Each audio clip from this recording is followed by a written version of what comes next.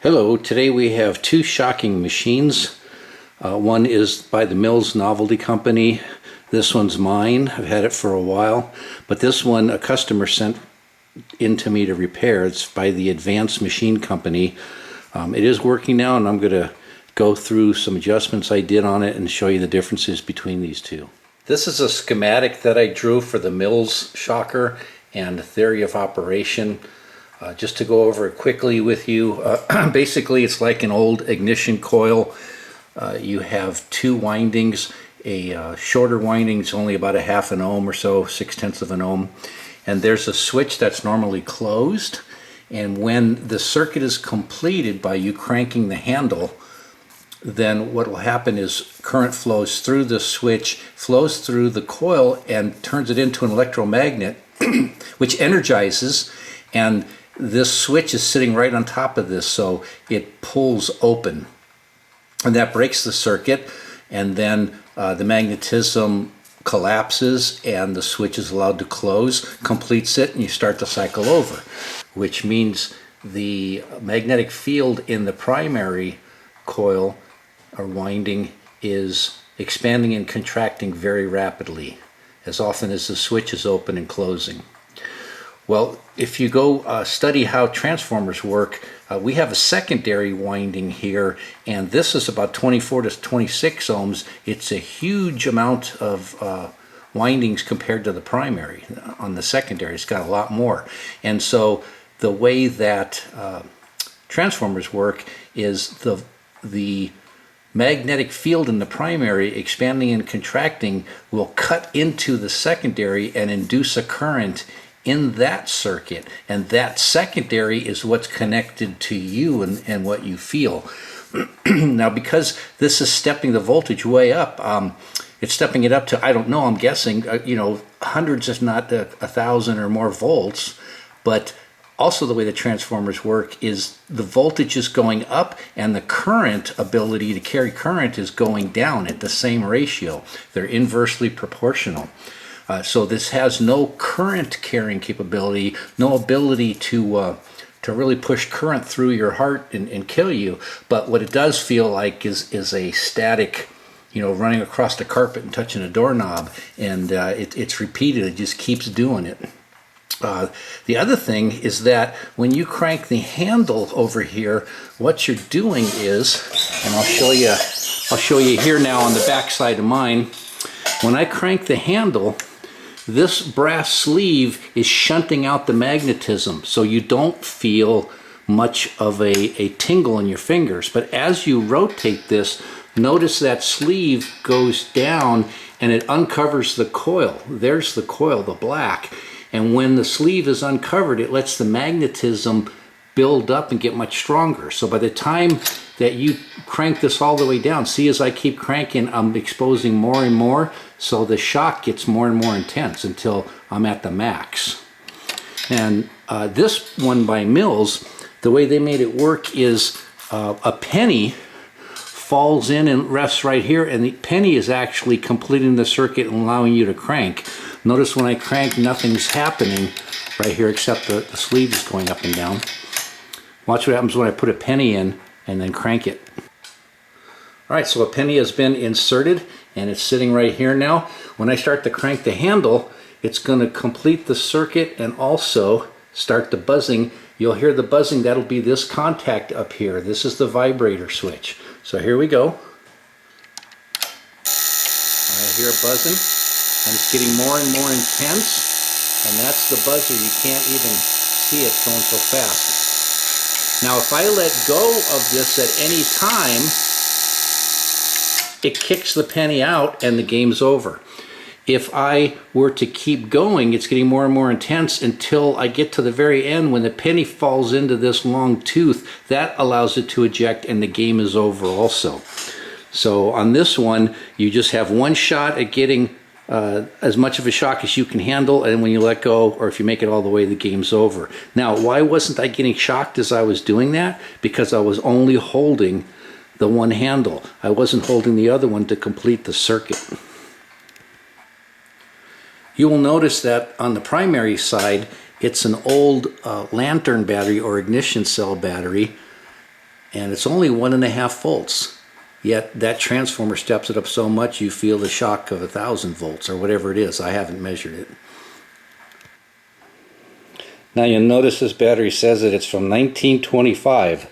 That is all original. But what is the chance of a battery that's 100 years old working? Well, the answer is nil. So guess what I did? In order to keep it looking original, but being able to use modern D-cell batteries, the only thing that's really original here is the outer shell of an old ignition battery. That wrapping is now put around a piece of ABS plastic. I don't remember if it's 2-inch ABS or whatever, but it's just sewer pipe. And then I took two D-size battery holders, and these are wired in parallel. They're not wired in series. And so what that does is, in parallel, you still only have a total of 1.5 volts coming out here. But in parallel, they both share the load of the machine, and it'll last twice as long before you have to replace the batteries, because they're both supplying current at the same time at 1.5 volts. And that's just a phenolic top that I turned on my lathe over there, and Mel did a little bit of work on this. So yeah, these, I could make one up. I don't know, that's a good 3 hours work though to really make one.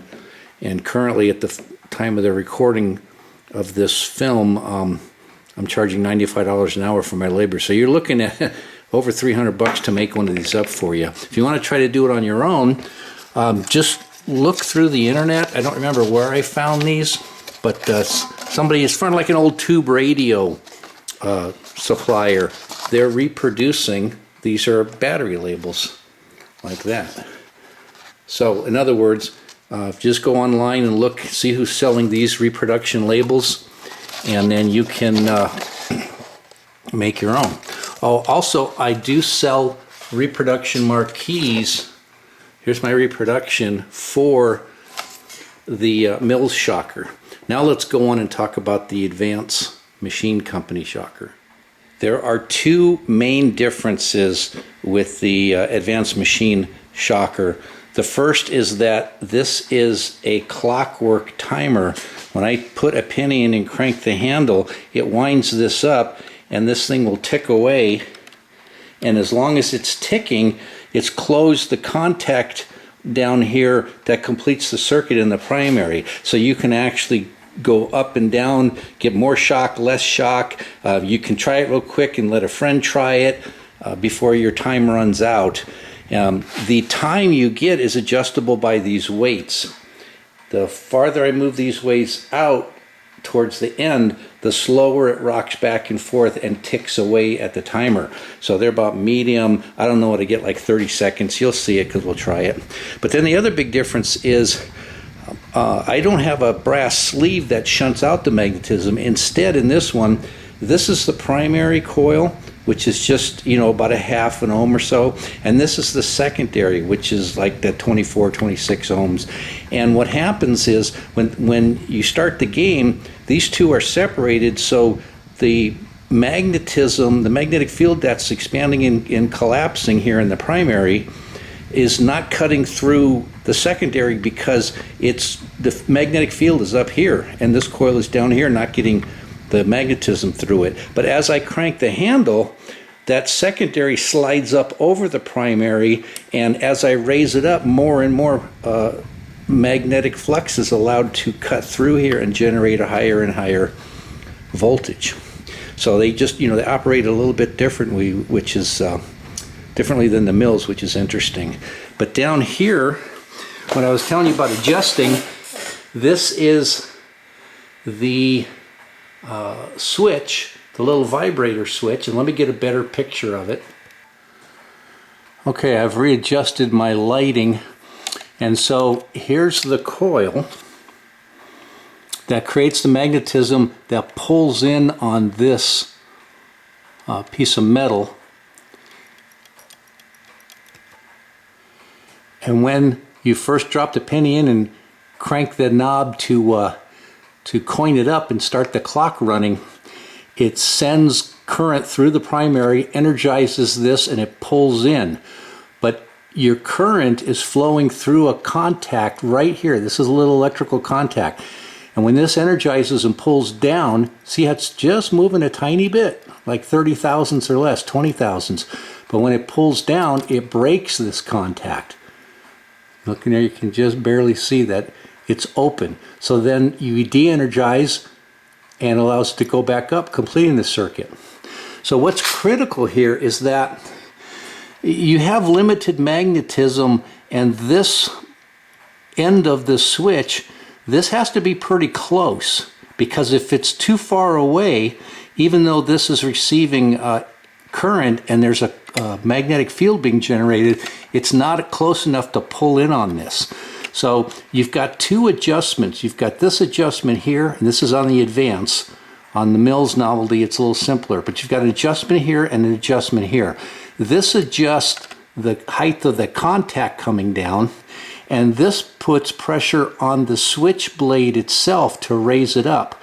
And so you have to experiment with this and play around so that you only have about a 20 thousandths or 30 thousandths gap here, and then this is touching and closing.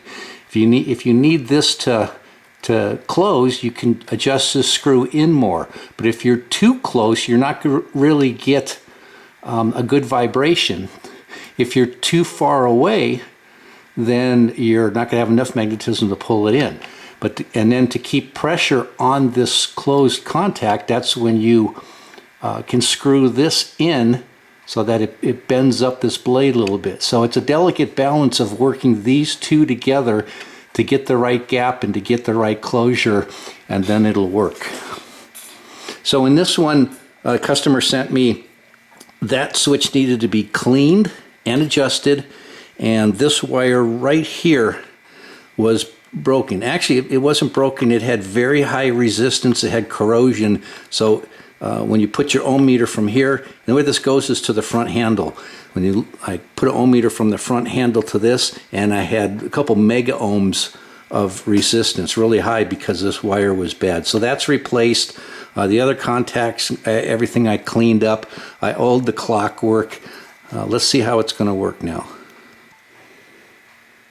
All right, so in this one, when I put the penny in, I have to crank the handle, and that's going to wind up the clock.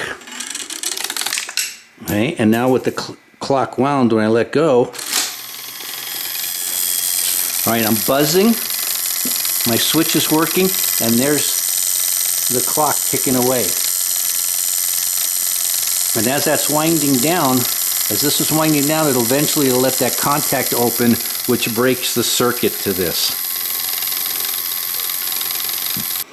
All right, so it just stopped timing, and it was about 30 seconds or so, 40 seconds maybe. And again, you can adjust that by moving these weights.